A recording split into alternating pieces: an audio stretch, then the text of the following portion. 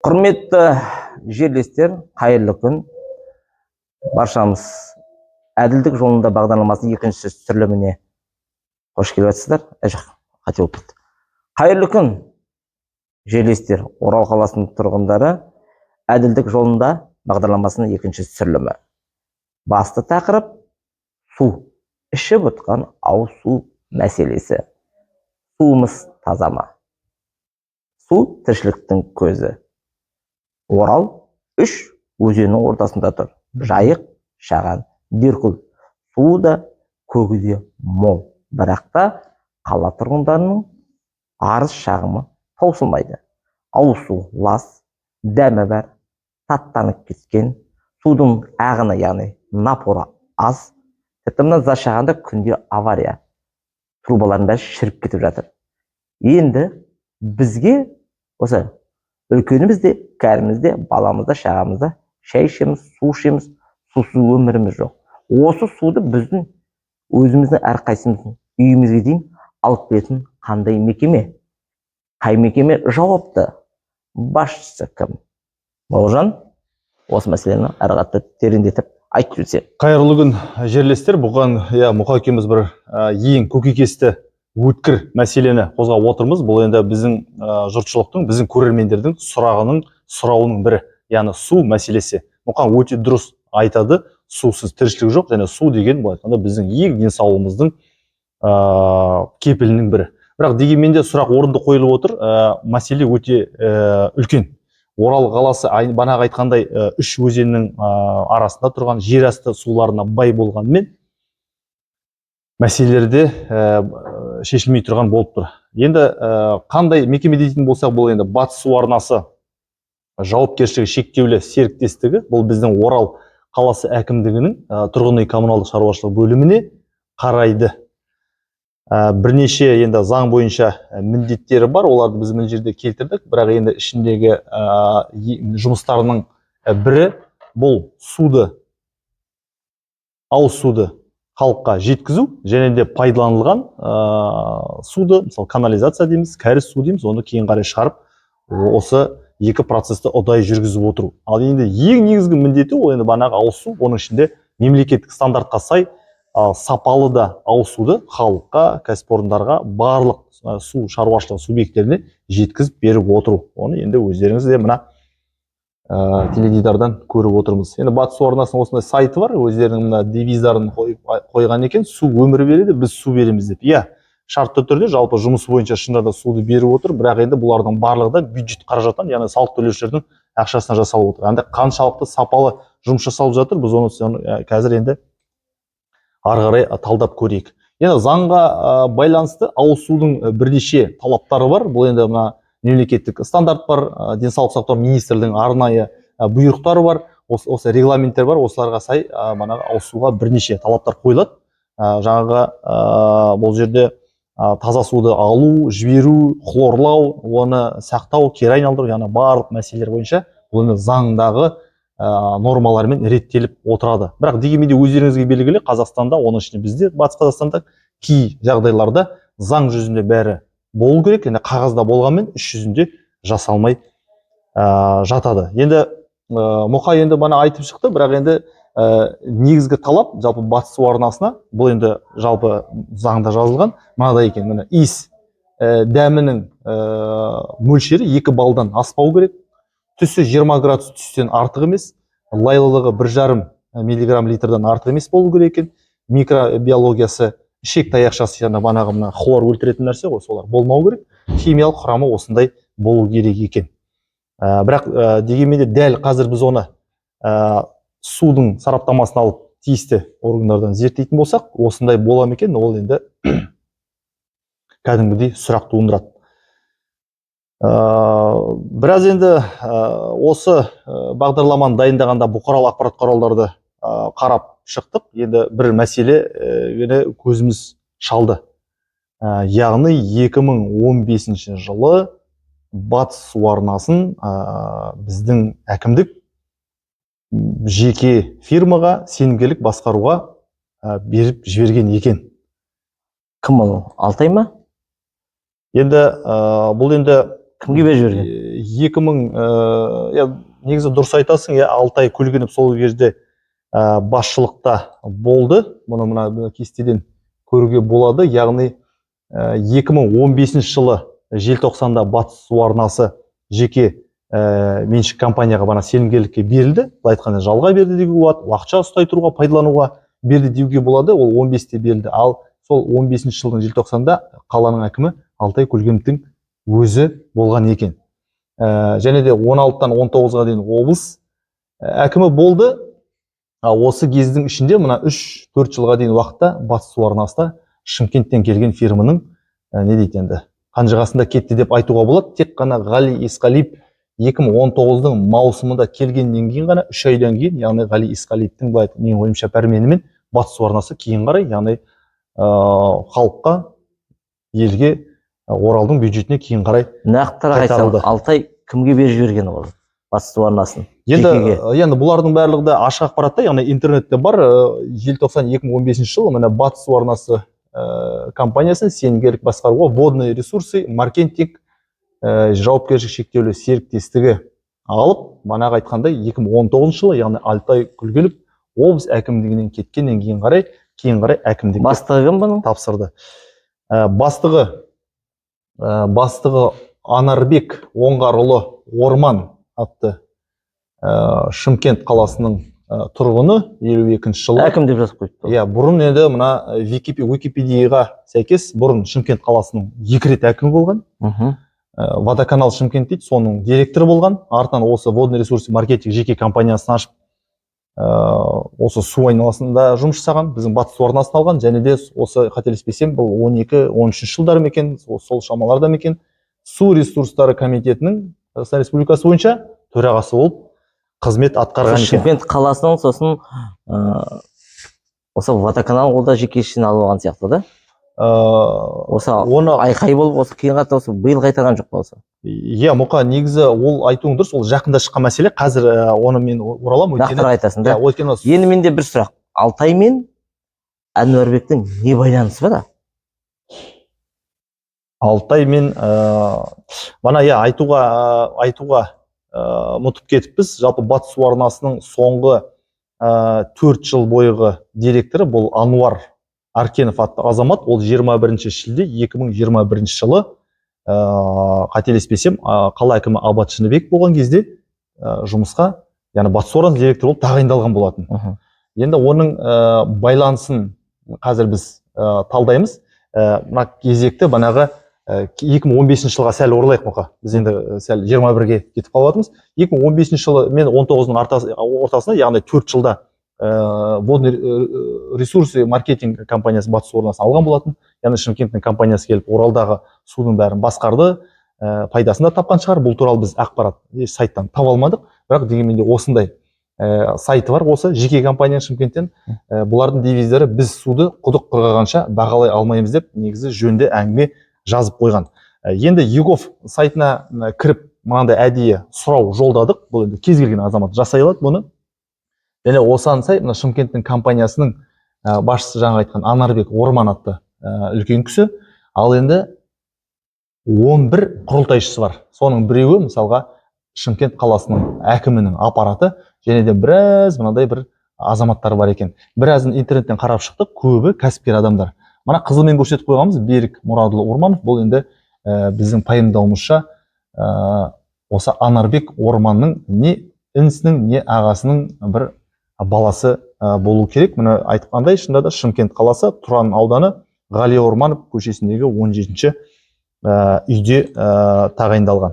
Енді банағы айтқандай 2015-те 16-да қала әкімі болса, Алтай Көлгінов Батыс су арнасын берген кезде 16-дан 19-ға дейін облыс әкімі болды. Яғни біздің талдауымызша Алтай Көлгінов осы қала әкімі болған кезде Батыс су арнасы беру туралы не жоспарды құрды, не жасалған бір жоспарды айтқанда бекітіп, соны облыс әкімі болған кезде де қолдап сүйеніп келді. Өйткені оған сөзіміздің дәлелі, тек ол кетіп, Есқалиев Ғали келгеннен кейін қара 3 айдан кейін Батыс су арнасы қайтадан біздің әкімдіктің кейін қарай тапсырылды.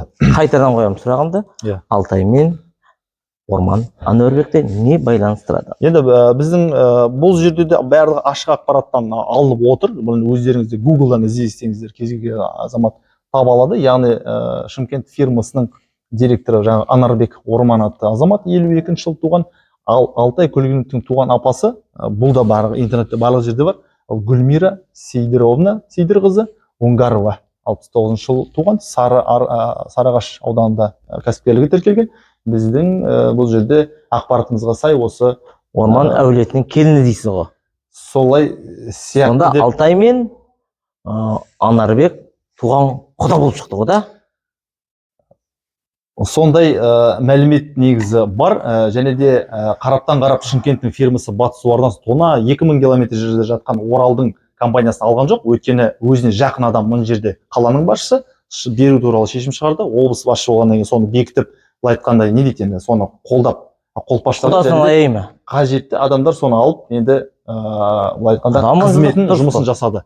Бірақ дегенмен де бұл жерде енді кәсіпорында қателік шығар, жалпы батыс су арнасын сол кездегі қаржылық жағдай қандай, пайда тапты ма, қандай пайда келді, қандай шаруаны бізге түзеп әкелді деген сияқты сұрақтар әлі күнге дейін туындайды. Бірақ ол ақпараттар интернетке салынбай қалған екен. Енді баяғыда айтатын еді, құда мен бай мен бай құда болса, арасында жорға жүреді дейді.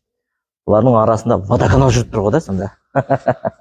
Енді оған күлетін дымы да жоқ, өйткені қазіргі уақыттың бизнестің бір көрсеткіші, ол енді баяғыда жорға жүрсе, қазіргі уақытта ірі активтер, яғни актив дегеніміз сен жұмыс жасайсың ба, жасамайсың ба, қырда бар балға аулайсың ба, немесе басқа жақта теңізге суға түсесің ба, күні түні саған пайда әкелетін және сенің ұрпаңа дейін неғыл дейді енді, қам жемей, қиналмай өмір сүретін, қамтамасыз ететін активтерді, фирмалар, компаниялар, акциялар, басқа заттарды ұйымдастыру, ол енді екінің бірінің қолынан келмейді. Ол үшін де мықты білгір болу керек.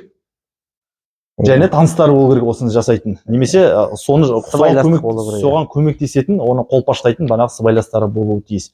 Енді тағы бір мәселе, бұнда енді өте дұрыс айтылған екен. Міне бұл Тенгриньюс сайты, енді қазақшасы шықпаған, орыс тілінде беріпті. Тенгриньюс сайтының міне 27 наурыз 25 жыл биыл сөйтсек кезінде осы жаңа Анарбек Орман атты азамат өзі басшы бола жүре, өзі қала әкімі бола жүре, осыдан бірнеше ондаған жылдар бұрын Шымкенттің су каналын, водоканалын жекеменшікке алып алған екен. Соны былтыр ма, биыл ма анықтап, прокуратура мен акиматы бар Шымкенттің сотқа арыз беріп, біраз дау-дамай болып, ақыры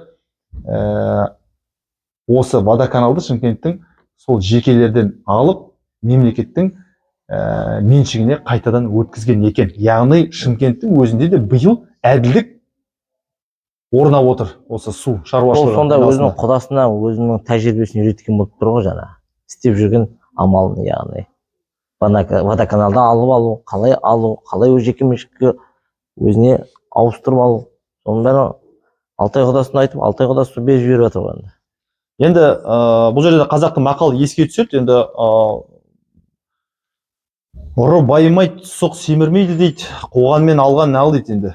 Бәрібір сенен адал келмеген нәрсе солай кетеді дейді. Сондықтан да бұл осы фактінің өзі дәл осы мақалға келіп тұр. 20 жыл өтсін, 30 жыл өтсін, ол берекелі болмағандықтан, ол да адал нәрсе болмағандықтан, ол ең бастысы халыққа тиесілі затты аузынан жырып алып кеткеннен кейін бұл нәрсенің болуы заңдылық. Енді батыс су арнасына оралайық. Жаңа айттық, Ануар Аркенов 1982 жыл туған жігіт, 21 жыл шілдеде келді, міне 4 жылдан асты жұмыс жасап жатқанына. Дегенмен де проблемалар осы су айналасында батыс су арнасында жетеді. Бана өзің айтып жатсың, енді шағымдар да көп. Көтеріп жатық мәселелерді. Уәкілетті органдардың жазып жатқаны қаншама. Енді бұл жерде біз екіге бөліп қазір айтқымыз келіп тұр. Біріншісі бұқаралық ақпаратта шыққан нәрселер. Яғни ашық интернетте біздің өзіміздің жергілікті газеттер, Мой город бар, Уральский неделя, Сарапшы инфо, Жайық прессинг бар, Орал өңірі деген сияқты, олар не жазды деп қарап шығайық. Ең бірінші көзге түскен мәселе, енді мысалы 22 жыл екен, яғни Аркенов келгеннен кейін, бір жылдан кейін Оралда 2 жұмысшы кәріз суына тұншығып қаза болды дейді. Бұл менің де есімде. Бұл мына қателеспесем Махамбет Исатай көшесінің бойындағы мына құдыққа түскен екі жігіт. Сол кезде екеуі, біреуі 40-та, біреуі 50-ге жақын екен. Енді отағасылар, бірнеше балалары бар екі жігіт қараптан қарап жұмыста жүріп қайтыс болды.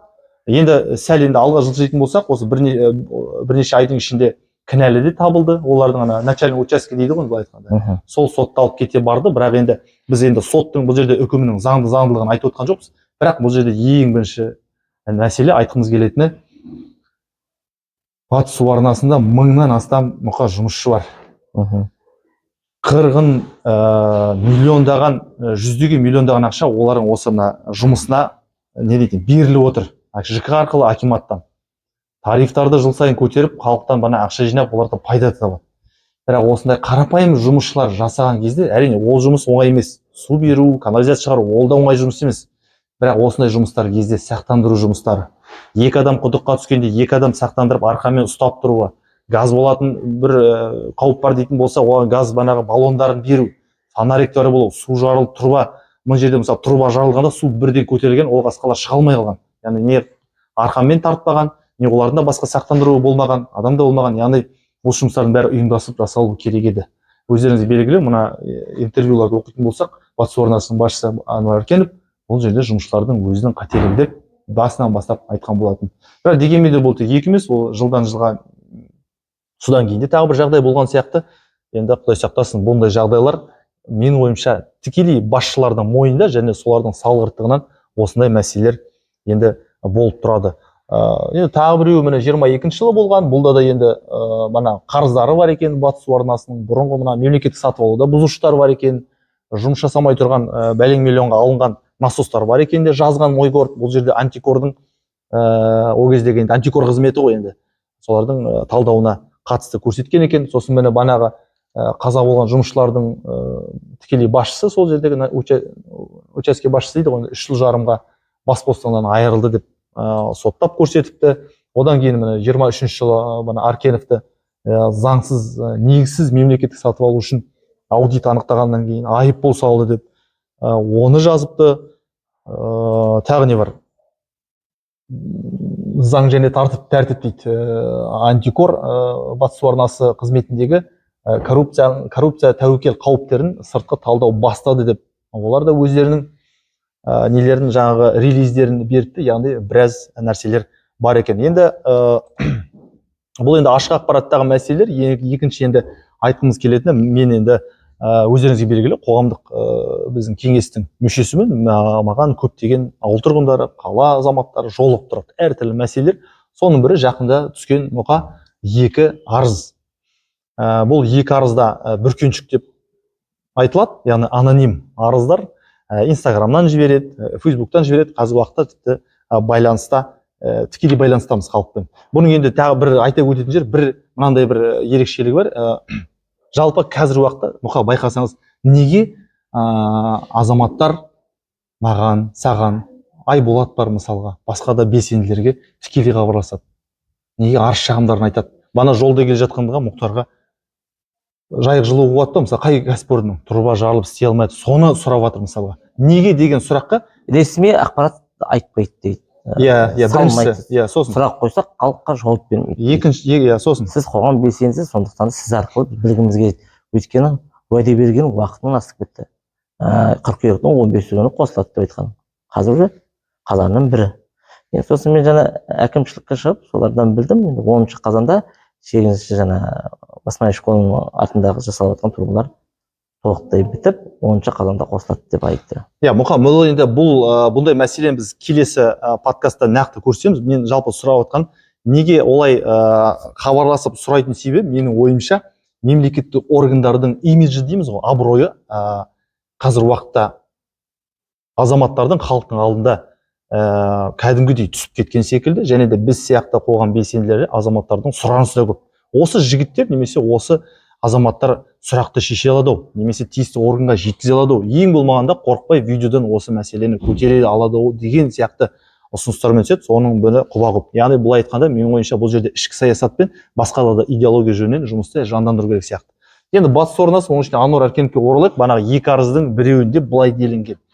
Яғни 21 жылдан бері жұмыс жасап келе жатқан Ануар Аркеновтың қызметі осал тұстары көп. 600 миллионның шамасында болған бағанағы ЖШС-ның бере жағы батыс су арнасын қазіргі уақытта 2 есе өсіп миллиард бір нәрседен асып отыр дейді. 65 миллионға жақын мемлекеттік заңнаманы бұзған үшін айыппұлдар салынған дейді. Бағанағы заңсыз антимонополия заңын бұзған үшін дейді, мемлекеттік сатып алу дейді, еңбек инспекциясы дейді, адамдар кейбір жарақат алған, қайтыс болған дейді. Яғни тізімін жасайтын болсақ, бұл жерде біраз кәдімгідей олқылықтар болып, 65 миллионның айыппұлы осы 4 жылда ғана жиналып қалған дейді. Содан кейін тағы бір жазылған мәселе, бұл енді Ануар Аркеновтың бір өте қызықты жағдай. Мен бұрын ондай көрмеп, естімеппін де, тіпті прокурор болған кезінде де, яғни өзінің мысалға айтатын болсақ, бірнеше көлігін саны одан да көп, сапасы жақсы, оның алдында ремонтталған батыс су арнасының көліктеріне ауыстырып алған. Қалай сонда? Жеке көлігін бе? Жеке көлігін ауыстырып алған. Енді бұл жерде былай қарайтын болсақ, мына ол туралы Мойгордта кезінде жазған екен, қателеспесем, кейбір уәкілетті органдар осыған жауап беретін. Бұл жерде бұзушылық жоқ. Яғни бұл кәсіпорын, енді мемлекеттік қызметші емес біріншіден, ол мемлекеттік бюджеттік мекеме емес, кәсіпорын, олар пайда таба алады. Сондықтан да бұндайға жол берілді деп көздерін жұмған сияқты. Дегенмен осы фактілерде, осы арызда нақты айтылып өткен екен. Егер енді бірақ енді екінші жағынан, енді әдеп жағынан қарайтын болсақ, бұл жерде енді мемлекеттің балансындағы үлкен автокөліктер, КАМАЗ, МАЗ, басқа да жақсы автокөліктер бар, техника, ауыр жүк көліктері бар. Соларды енді өздерінің жеке басындағы, біз оның жағдайын енді білмейміз, жеке көліктеріне ауыстырып, яғни былай айтқанда 3 миллион теңгенің, енді былай жалпы айтып, 3 миллион теңгенің затын, 6 миллион теңгенің затын айырбастау, былай айтқанда нарықта олай жүрмейді. Крышада, колесада, немесе басқа да сіз қосымшада олай жасай алмайсыз. Дегенмен де батыс су арнасында Ануар Аркенов келгелі осындай жағдайлар болып, ол және тергеліп, оның дымда кінәсі жоқ деп, және ол сайтқа шығып, бәрін былай айтқанда не дейді енді? Аузын аштырып отыр енді. Ол мәселенде осы арызда көрсетілген екен. Осындай енді ұсақ түйегі де бар, ірілі көлемінде де бар. Осындай бүкіл фактердің бәрі жазылған. Мен оны депутаттарға, үкімет басшысына және өзіміздің енді тікелей бұл кісіге бағынышты Батыс Қазақстан облысының әкімі Нариман Төреғалиұлының атына жолдадым. Олардың ішкі аудит өздерінің қызметі бар, солар тексерсін. Осы бүкіл фактілерді көтеріп әкеліп қарасын. Енді бұл енді мен айтқанымның тек не дейді енді? Жай бір бөлігі. Енді екінші арызда көрсетілген, бұл сөйтсек 21-22 жылдары батыс су арнасына қатысты қылмыстық іс қозғалған екен. Яғни қызметтік бабын теріс пайдалану деген баппен, яғни бұған сәйкес 3 жеке кәсіпкерден, енді бұл жерден енді аты жөндерін оны атамай-ақ қояйық, 3 жеке кәсіпкерден батыс су арнасы негізсіз мемлекеттік сатып алуларды бір көзден жасаған дейді. Яғни көлік бұзылып қалды, көлікті жөндеу керек, көлікке тағы да бір қызмет көрсету керек деп, қателеспесем 14 екен, бір 16 миллион деген арызда сома жазылған. Іс қозғалған антикормен, өйткені барлық дәлелденіп тұр, куәлер айтып тұр, шынында да көліктің мысалға бұзылмаған, оның бірақ заңсыз жөнделген, өтірік жалған актілер дейді ғой, фиктивный актілер толтырылып, ақшаның бәрі шығарылғанын жазған, бірақ дегенмен де арызда былай деп жазылған: Батыс Қазақстан облысының прокуратурасының негізсіз ықпалымен антикор істі қысқартып тоқтатып тастауға мәжбүр болды дейді. Енді бұны түсінікті, енді мен заңгер ретінде ондай арызды қабылдағаннан кейін заңға сәйкес уәкілетті органдарға жолдауым керек. Және соны жасадым. Бұл енді бас прокурор мен еліміздің ұлттық қауіпсіздік комитетінің төрағасына бұл арыз арғы күні тікелей жолданды. Және де кеше ғана жаңалық шықты, жаңадан облыс прокуроры тағайындалыпты.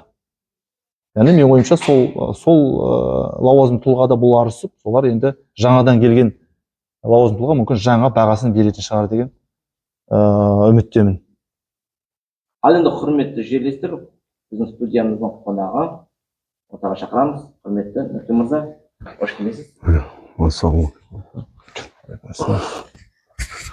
Өзіңізді таныстырып кетіңіз. Батыс су арнасында жұмыс жасаған екенсіз. жұмыстан шығып та кетіпсіз. Не себептен шығып кеттіңіз? Қай уақыттарда жұмыс жасадыңыз? Айтып отырсаңыз. Айтып отырсам, Өзін таныстырсаңыз. есімім Нұркен болады. Батыс су арнасында 2012 жылдан бері жұмыс жасадым. 2023-ге дейін. Неге шығып кеттіңіз? Шығып кеткен себебім жалақы мардымсыз болды. Сосын құрылғылар жұмысын атқара алмады, тозды, былай айтқанда. Тереңірек айтсаңыз енді. Тереңірек айтқанда 2017 жылда хлораторный установка Чаган набережныйға орнатты. Содан 2022-ге дейін, 17-тен 2022-ге дейін жақсы жұмысын атқарды ол. Гарантия берді. Қай аудандарды қамтамасыз етті? Ол Зашаған ауданына дозация дейді. Мысалы, хлор жақсы келеді ғой. Подземный водохранилище жібереді. Орталық су арнасынан келеді, хлорланып. Содан Зашаған кентіне хлордың күші, былай айтқанда, аздау барады. Енді сол біздің аппарат қондырылды, содан осы жақсы жұмыс жасап келді осы кезге дейін. Гарантиясы біткенге дейін. Экофильтр деген компания орнатты, гарантиясын берді. Сол гарантия біткеннен кейін ол дұрыс жұмысын атқара алмады.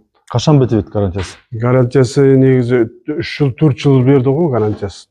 2017, 18, 19, 20-ға дейін мысалы жақсы жұмыс жасады. Онда 21-ден бастап? 21-ден бастап Зашаған халқы? Жоқ, 21-22-ге дейін. 21-ге дейін ремонттап өзі істеді. 22-ден бастап уже дұрыс жұмысын атқара алмады. Bir gün істейді, bir gün істейді. 23-24-25 жылдар аралығында Зашаған халқы, тиісті фабрик, Қазақ ауыл судында хлоры аз мөлшердегі зиянды су ішіп кетті. Былай айтқанда солай да айтуға болады енді. Енді дәлелді айтып отырмыз. Дәлел. Аспаннан ешнәрсе айтып отырмыз. Факты дейміз ғой. Факты, сол жұмыстан шығуым себебі сол болды. Біріншіден жұмыс. Сосын екіншіден мардымсыз жалақы болды. Уақытылы берілмеді. Берілгенде авансылап бөлшектеп берілді. Қанша егерде құпия болмаса? 150-160 мыңнан артық аспады. Бредіністімізге енді сүт бірде жеткізілді, бірде өзіміз барып, соңында өзіміз барып, базадан өзіміз алып жүрдік. Енді хлор дейтін ең зиянды нәрсе екенін өздеріңіз білесіздер. Ең қауіпті да зиянды. Хлорды айдайтын насостар сонда ауыспай тұр. Олардың насостар өте тек біреу қосылса қалғаны қосылмай тұр деп жүрсіз ғой. Қосылған енді хлор дейтін ең ядовитый жидкость қой. Оған енді ешқандай темірді, пластмасты төзіп бере алмай жатыр. Оның уақыты бар. Арнайы осындай уақыттан осындай уақытқа дейін төзіп бере алады. Одан кейін төзіп бере алмайды. Нұркен, енді түсінікті. Тағы бір мына ауыл мен қаланың тұрғындарының енді бір мәселесі, жалпы осы суға мәселесінің бірі, су фильтрін ауыстырғаннан кейін бір күн, 3 күн, жалпы бір аптаның ішінде өте қап-қара болып қарайып кетуі фильтрдің, және оның майсақтанып кетуі. Бұның себебі неде? Оның себебі ұңғымаларды былай айтқанда тазартуына байланысты. Ұңғымалар жақсы тазарса, сол ұңғымалардың енді глубинный обсадной трубалары темірден жасалған. Ол сол темірмен су енді реакцияға түскеннен ол татып беріледі. Оны әлсін бұрында 2012-ден 2015 жылға слесарь болып жұмыс жасаған кезде біздер суткілеп өзінің бір бағдарламасы бар, осындай уақыттан осындай уақытқа дейін тазартылу керек. Сол уақытта тазартылып тұрса, бұндайға көп жеткізбейтін еді негізі. Су енді ұңғымаларды тазарту керек, скважиндарды енді промывка скважин дейді, былай орысша айтқанда. Онда ұңғымалар тазалмайтын болды ғой қазір. Ұңғымалар, бірақ трасса бізде новый. Енді новыйдан салды ғой, подземкіден мысалы қалаға дейін 1800-800 трубалар енді бәрі пластмасса. Жұмыс жақсы атқарылды. Әңгіменің бәрі ұңғымада болды да. Жер асты суында су тататын ұңғыма, сол жерде бұл жұмыс жасаған кезде 2012-15 жылда тазарттық дейді. Күндіз-ақ тазарттық дейді. Суткілеп жатамыз. Көл болып жатады. Бұл Дариян жер асты су қоймасынан алынатын ұңғымалар ғой? Ұңғымалар. Сонымен 2025 майында сіз жұмыстан шығып кеттіңіз. иә. Жалақы аз бірінші, екіншісі жаңағы суға хлордың аз мөлшерде қосылған, тіпті қосылмағандығы насостардың жұмыс жасамауына себеп болды деп отырсыз ғой. Иә, себеп болды, иә. Ары шыдамаған ғой. Иә. Зиянды су ішіп өткенін көріп халықтың айтып тыңдамағасын жұмыстан шығып кетті. Солай. Мардымсыз зарплат, су, таза су халық ішіп отырған жоқ. Бұрында Жақшан кентіне барып, достымызға или құрдасымызға барғанда, кранды ашқанда кухнядан хлордың иісі шығады еді. Қазір ондай көп. Хлордың иісі жоқ. Иә. Сары таттанған су шығады. Және санэпиднадзор бұны дейтін өздері бір межелі кестеге сай қарап тексеріп отыратын еді ғой. Судың ана үлгісін алып тексеріп. Оны олар келіп отырады, но бұрында енді келеді, бірақ күнделікті алу керек еді негізі. Подземкіде күнделікті алып жүрді. Біздерге күнделікті келген жоқ. Біздерге жұмасына бір рет келеді лаборант. Лаборант қызметінде өзіміз атқардық. Оған енді бізге жалақы да төленген жоқ. Ол енді жалпы мына әділдік жолында мына кезекті түсірілімнен кейін санэпиднадзорға біз бөлек хат бұл бойынша жібереміз және тексергендерін туралы сұратамыз. Енді мына сонда сіздің айтқаныңыз хлор график бойынша нормасы келтіріп, дозатор станциясы арқылы дұрыс салынбай егер отырса, немесе осыған дейін салынбай келсе де, яғни халық сонда сапасыз денсаулығына зияны бар су ішіп отыр деген.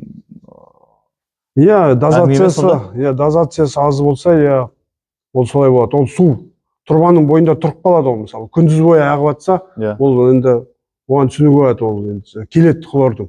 Ол түнгі мезгілде су тұрбаның бойында тұрып қалады. Тоқтайтын уақыты болады судың да.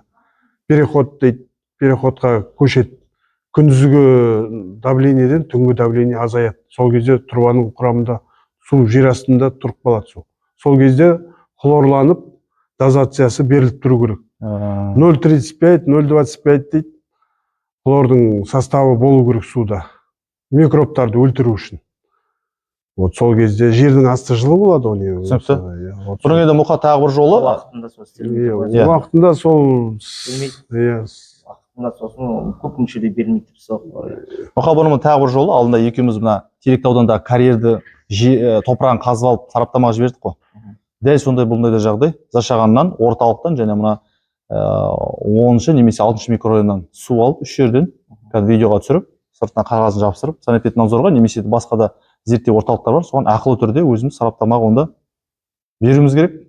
Нәтижесін шығарсын. Рахмет. Рахмет сіздерге. Ал мінекей көріп отқандағыдай біздің таза суымызды ішіп отқан таза емес болып шықты. Ол жерде де былықтар жеткілікті. Сондықтан да әділ болайық, әділдік жолында күресейік. Ағайындар, әділдік жолында біз ізденеміз, әділдік жолын ұстанамыз және сіздер де біздің әділдік жолына қосылуыңызды шақырамыз, сұраймыз, өтінеміз. Өтінеміз. Бірге болайық, бір болайық. Әділдік жолында қосылып.